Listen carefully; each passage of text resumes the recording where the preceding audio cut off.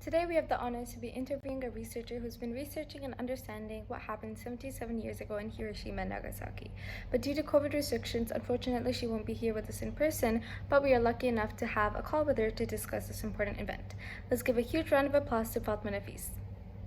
Hello, and thank you for having me on the show. It's our pleasure. Well, let's get straight into it. Why don't you give our audience a brief explanation on the Hiroshima and Nagasaki bombing? Okay, so to give a general overview, on August 6, 1945, during the Second World War, a huge tragedy occurred where a bomber dropped the world's first atomic bomb over Hiroshima. So this explosion immediately killed around 140,000 people, and as time passed by, more than tens and thousands of people died because of the radiation exposure. Then 3 days later, a second B-29 dropped another bomb in Nagasaki, which killed an estimated of 74,000 people. And though the dropping of the atomic bomb on Japan marked the end of World War II, many historians argue that it also ignited the Cold War. That's devastating. So, what started this, and why did they choose to bomb these cities? So, we're gonna have to backtrack a little bit and get more detailed. In 1940, after being alerted that Nazi Germany was already pursuing nuclear weapon research, the United States began working on an atomic weapon, and by July 1945, Germany had already surrendered and the war in Europe was over. However, the Pacific War against Japan, on the other hand, it continued because they refused to submit to the terms outlined in the Allies' Potsdam Declaration. So the American leaders, they believed that the only way to compel Japan to unconditional surrender was to invade and conquer the Japanese home islands. And even though around 300,000 Japanese civilians had died from starvation and bombing raids, Japan's government didn't really care and showed no signs of giving up. Instead, American intelligence intercepts revealed that by August 2nd, Japan had already deployed more than 560,000 soldiers and thousands of suicide planes and boats on islands of Kyushu to meet the expected American invasion of Japan. Fast forwarding to the actual day of the bombing, so at 9:14 a.m. Hiroshima time, the Enola Gay arrived over the city just after 9:15 a.m. Little Boy, which was the name of the bomb, was released from its restraints, and the bomb fell away from the Enola Gay. And just as it did that, the plane jumped nearly 10 feet at the sudden loss of weight, so you can tell that it was a really heavy bomb. The bomb exploded with the force of more than 15,000 tons of TNT directly over a surgical clinic.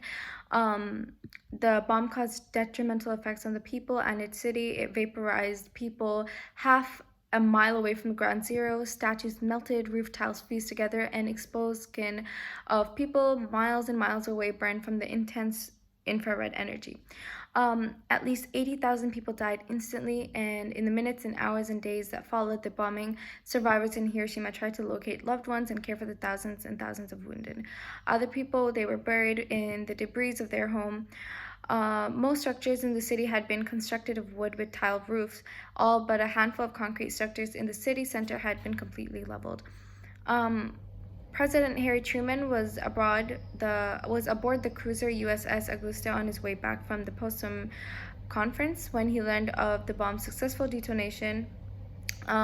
He immediately shared the news with his advisors and the ship's crew, and the end of the World War II had finally appeared to be in sight.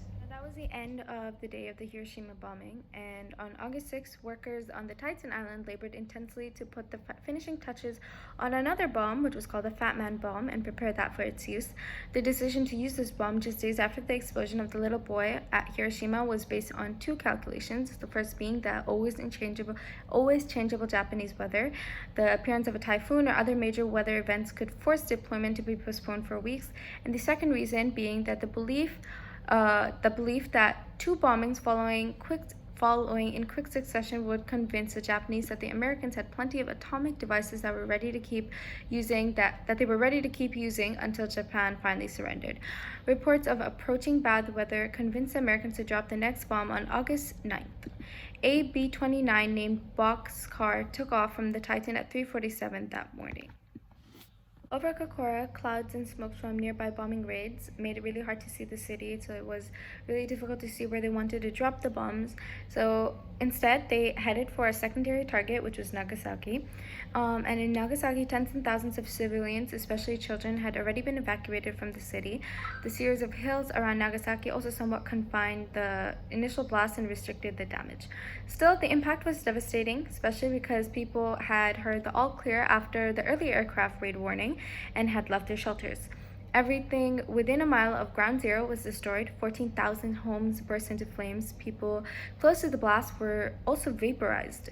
Those unlucky enough to just be outside the radius received horrific burns, and there and further out, radiation poisoning. That would also eventually kill them. Although estimates vary, perhaps 40,000 people were killed by the initial detonation.